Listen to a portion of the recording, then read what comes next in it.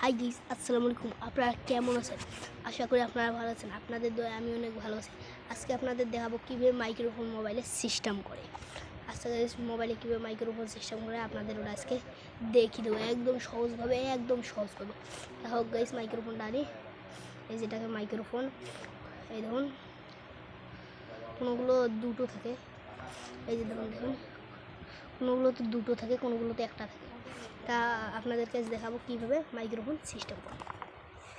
আচ্ছা, এই যেটাকে আমি খুলতেছি,